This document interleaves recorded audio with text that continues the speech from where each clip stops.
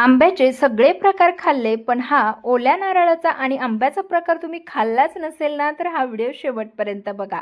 तर आजची recipe unique आणि भन्नाट असणार आहे. त्यामुळेच व्हिडिओ सोडून न जाता शेवटपर्यंत बघा, म्हणजेच व्हिडिओ पाहिल्या पाहिल्या तुम्ही सुद्धा ही रेसिपी बनवू शकता. तर इथे आपल्याला ही रेसिपी बनवण्यासाठी 1 किंवा 2 आंब्याचा वापर करायचा आहे.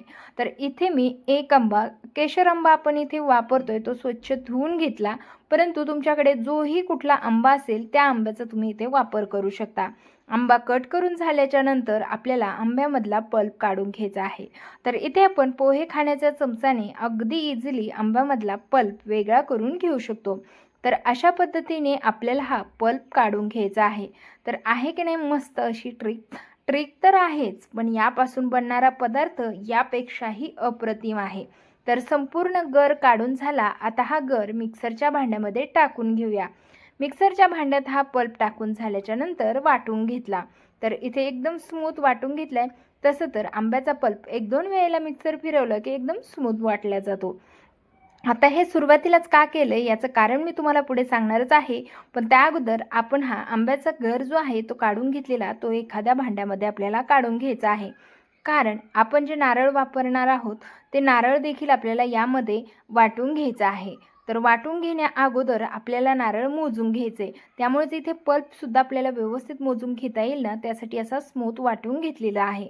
आता इथे पल्प वाटून झाला की साईडला ठेवूया आणि याच पद्धतीने नारळ मोजून घेऊया आणि मग जेवढं नारळ आहे तेवढंच आपल्याला पल्प लागणार आहे. तर त्यासाठी आपल्याला इथे लागेल 1 नारळ. आता हा नारळ आपण सोलून घेऊया. सोलून घेतल्यानंतर फोडून घ्यायचा आणि तसंच त्याच्या पाठीमागचा जो काळपट भाग आहे तो काढून टाकायचा आणि मग आपल्याला नारळ पातळ चिरून घ्यायचा आहे. ओल्या नारळाचाच या पदार्थासाठी तुम्ही वापर करू शकता. तर इथे पहा मस्त असं ओलं नारळ कापून घेतलेलं आहे. त्याच्या पाठीमागचा काळपट भाग पूर्णपणे काढून टाकला. नारळ कट करून झालेला आहे. आता आपल्याला लागेल मेजरिंग कप. यामध्ये आपल्याला हा नारळ घालून घ्यायचा आहे. तसंच नारळ मोजून घ्यायचा आहे. तर पहा इथे बरोबर 1 कप इतका आपला नारळ आहे. तर नारळ जेवढा आहे तेवढंच आपल्याला पल्प घ्यायचा ना, त्यामुळे नारळाचे तुकडे किंवा बारीक केल्यानंतर तरी तो मोजूनच घ्यायचा आहे. तर आता हे नारळाचे तुकडे मिक्सरच्या भांड्यामध्ये टाकूया आणि याला पुन्हा एकदा फिरवून घेऊया. पण त्या अगोदर आपल्याला हे पल्प पहा मोजून घेतलेलं आहे. जेवढं नारळ आहे तेवढाच पल्प घेतला आहे. अगदीच थोडासा जास्त पल्प घेतला ना तरीसुद्धा चालेल, पण खूप जास्त घ्यायचा नाही. नाहीतर जो पदार्थ बनवायचा आहे ना तो पदार्थ पटकन बनवला जाणार नाही. त्यामुळेच आपल्याला शक्यतो पल्प आणि नारळाचं प्रमाण इक्वल ठेवायचं आहे. आता नारळ बारीक वाटून झालता लगेचच त्यामध्ये पल्प घालून घेतला आणि पल्प देखील आपण आता या नारळासोबत वाटून घेणार आहोत. दोन्ही छान असं वाटून घेतलेलं आहे आणि नॅचरल असा ऑरेंज कलर आपल्या इथे ह्या मिश्रणाला आलेला आहे. कलर किती सुरेख आलाय पाहू शकता, कुठलाही फूड कलर न वापरता. आता आपलं मिश्रण तयार झालं, पण पुढची तयारी करण्या अगोदर ज्या ताटामध्ये तुम्हाला हा पदार्थ सेट करायचा आहे त्या ताटाला अगोदर आपल्याला तूप किंवा तेल लावून ठेवायचं आहे. तूप असेल तर तूप लावा, नसेल तर तेल लावलं तरी चालतंय. फक्त असं व्यवस्थित असं तेल किंवा तुपाने हे ताट किंवा कुठलंही भांडं तुम्हाला ग्रेस करून ठेवायचं आहे. ही पूर्वतयारी अगोदर करायची, म्हणजे काय होतं की आपल्याला पुढे गडबड होत नाही. तर इथे आपल्या ताटाला मस्त असं तूप लावून झालं की लगेचच कढई गरम व्हायला ठेवली. कढईमध्ये अगदी 1 ते 2 चमचे इतकंच तूप घालायचं आहे. तुपाचं प्रमाण अगदीच प्रमाणबद्ध असायला हवं.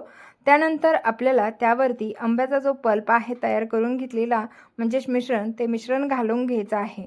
आता मिश्रण घातल्यानंतर यामध्ये जेवढा आपला आंबा आणि नारळ आहे तेवढीच साखर घालून घ्यायची आहे. आता साखरेचं आंब्यावरती गोडी आहे. जर तुमचा आंबा जास्त प्रमाणात गोड असेल तर साखर थोडं प्रमाण कमी केलं तरीसुद्धा चालणार आहे. परंतु ह्या तिन्ही जिन्नस आपल्याला इक्वल घ्यायच्या आहे. त्यापेक्षा थोडीशी साखर कमी घेऊ शकता, पण ह्या दोन्ही गोष्टी इक्वल असायला हव्या आणि साखरेचं प्रमाण जास्तही घ्यायचं नाही. तर आता हे आपल्याला व्यवस्थित असं मिक्स करून घ्यायचं आहे. साखरेचं जसं जसं पाणी होईल तसं तसं तुमच्या ह्या पदार्थाचा कलर बदललेला दिसेल, पण तुम्ही याला कंटिन्यूली परतत राहायचं आहे. जोपर्यंत हा पदार्थ आपला सेट होत नाही तोपर्यंत सतत हलवत आपल्याला परतवत राहायचं आहे. तर मंडळी, तुम्ही आपली ही रेसिपी कुठल्या शहरातून किंवा गावातून पाहत आहात ते मला कमेंटद्वारे नक्कीच कळवा, म्हणजेच मला तुमचे पर्सनली आभार मानता येतील. तर चला, मस्त असं आपलं हे मिश्रण घट्ट व्हायला लागलेलं आहे, परंतु आणखीनही पाहिजे तसं घट्ट झालेलं नाही. त्यामुळेच आपल्याला हे मिश्रण सतत परतवत राहायचं आहे. तर अशा प्रकारे आपण हे मिश्रण जे आहे ते परतवत राहणार आहोत. कुठेही आपल्याला वरती हे मिश्रण सोडून बाजूला जायचं नाही. जर तुम्ही बाजूला गेलात तर खालच्या साईडने हे मिश्रण करपू शकतं आणि आपला पदार्थ हवा तितका चविष्ट किंवा परफेक्ट बनणार नाही. परफेक्ट पदार्थ बनण्यासाठी आपल्याला हे सतत हलत राहणं गरजेचं आहे. तसंच तुम्ही बऱ्याच वेळेला कमेंट करता की तुम्ही खूप बोलता, परंतु तुम्हाला यामधल्या टिप्स जर सांगितल्या नाही तर तुम्हालाही तो पदार्थ कसा बनवायचा किंवा म्हणजे कितपत परतवलं, कशाप्रकारे परतवलं हे कसं कळणार. त्यामुळेच मला एवढं बोलावं लागतं, नाहीतर मला काय फक्त टाकलं ठेवलं एवढं मी बोलू शकते, परंतु तुमच्याशी कनेक्ट आणि तसंच तुम्हाला पदार्थ अगदी सहज समजावा या प्रयत्नासाठी सतत बोलवावं लागतं आणि यामधल्या टिप्स शेअर कराव्या लागतात.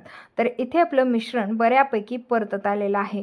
जसं आपण हे मिश्रण पलटवतोय ना तसं तसं तुम्हाला खाली पांढरटपणा दिसत असेल, म्हणजेच आपल्या साखरेचा पाक व्हायला लागलेला आहे. म्हणजे आपल्या साखरेचा पाक झाला की हा पदार्थ सेट होण्यासाठी तयार आहे. आणखीन एक टिप्स पाहू शकता, उलटणं उभं केल्यानंतर अजिबात इकडे तिकडे म्हणजे जात नाही, म्हणजेच परफेक्ट तयार झालं. लगेचच बर्फी सेट करून घ्यायची. तर आज आपण बनवत आहोत आंबा नारळाची वडी. तर या पद्धतीची इतक्या सोप्या सिंपल पद्धतीने तुम्ही कधी आंबा नारळ वडी बनवली आहे का हे मला कमेंट करून नक्कीच कळवा. किंवा तुम्ही आणखीन कुठल्या प्रकारे आंबा नारळाची वडी बनवता ती रेसिपी देखील माझ्यासोबत शेअर करा, म्हणजेच ती रेसिपी आपल्या चॅनलवरती आपण नक्कीच बनवूया. तर मस्त अशी ही वडी आता आपल्याला तूप लावलेल्या ताटामध्ये सेट करून घ्यायची आहे. तर अशा प्रकारे आपल्याला ही वडी जी आहे ना ते सेट करून घ्यायची आहे. जर तुमच्याकडे अशा प्रकारचा म्हणजे स्पॅच्युला नसेल तर तुम्हाला इथे एखाद्या वाटीला किंवा पेलेला तूप लावून किंवा तेल लावून घ्यायचं आहे आणि नंतर ही बर्फी जी आहे ते सेट करून घ्यायची आहे. बर्फी वडी मस्त होते बरं का, एकदम रसरशीत. तुम्हाला थोड्याच वेळात यापासून बनलेला अप्रतिम असा पदार्थ पाहायला मिळणार आहे. तर इथे आपण छान अशी वरतून बर्फी सेट करून घेतलेली आहे. आता ही फ्रीजशिवाय 2-3 तास बर्फी आपल्याला सेट करून घ्यायची. वेळ असेल तेवढी तुम्ही बर्फी सेट करून घ्या, कारण तेवढी ती परफेक्ट तयार होते. तर इथे आता बर्फी आपली थापून झालेली आहे. हिला आता असंच आपल्याला 2-3 तासासाठी ठेवायचं आहे. त्यानंतर तुम्हाला मी दाखवणार आहे 2-3 तासानंतर आपली बर्फी कशाप्रकारे तयार झालेली आहे. तर तुम्ही पाहू शकता इथे मस्त अशी आपली बर्फी तयार झालेली आहे. एकदम मस्त असं अजिबातच हाताला मिश्रण चिटकत नाही. छान आणि परफेक्ट असं मिश्रण आपलं तयार झालेलं आहे. आणि तसंच तुम्ही यामध्ये कलर जर तुम्हाला आहे तसंच हवा असेल पिवळा तर तुम्ही यामध्ये थोडासा फूड कलर वापरू शकता. त्यानंतर वड्या आपण कट करून घेणार आहोत. आपण अगदी नॅचरल कुठलेही ड्रायफ्रूट्स किंवा काहीच न वापरता प्लेन रसरशीत अशी बर्फी किंवा वडी तयार केलेली आहे. तर तुम्हाला ही ओल्या नारळाची आंबावडी कशी वाटली मला कमेंट करून नक्कीच सांगा. तर बर्फी तर अतिशय सुंदर झालेली आहे, अप्रतिम झालेली आहे. तशीच ती एकदम रसरशीत देखील झालेली आहे. तुम्हाला ही रेसिपी नक्कीच आवडली असणार आहे, त्यामुळे तुम्हाला कितपत रेसिपी आवडली हे देखील मला कमेंट करून नक्कीच कळवा. तसंच तुम्ही जर चांगल्या चांगल्या कमेंट केल्या तर रेसिपी बनवायला आणखीनच म्हणजे उत्सुकता येते. त्यामुळेच रेसिपीला चांगल्या चांगल्या कमेंट करत जा. तर मस्त अशी आपली ही वडी बनवून तयार झाली. मंडळी, तुमच्या पाहूनच तोंडाला पाणी आलं असेल तर लगेचच बनवायला घ्या आणि मस्त आतमधून रसरशीत होणारी ही आंबा नारळाची वडी एकदा जरूर बनवा. तर सीझन संपल्या अगोदर एकदा तरी बनवून खा. एकदा खाल्ली ना तर तुम्ही नेहमीच अशा प्रकारची आंबा नारळाची वडी बनवून खाणार याची खात्री. तर मस्त अशी आपली वडी बनवून तयार झालेली आहे. तर चला भेटूया अशाच नवीन आणि इंटरेस्टिंग रेसिपीसह. तोपर्यंत बनवा, खा आणि तुमची रेसिपी ही परफेक्ट झाली की नाही कमेंट करून नक्कीच कळवा, म्हणजे मलाही कळेल की तुम्हाला माझ्या रेसिपीज जमतात की नाही किंवा आणखीन कुठल्या टिप्स तुमच्यासोबत शेअर करणं गरजेचं आहे. चला तर भेटूया अशाच नवनवीन आणि इंटरेस्टिंग रेसिपीसह. तोपर्यंत धन्यवाद. व्हिडिओला जास्तीत जास्त शेअर करा.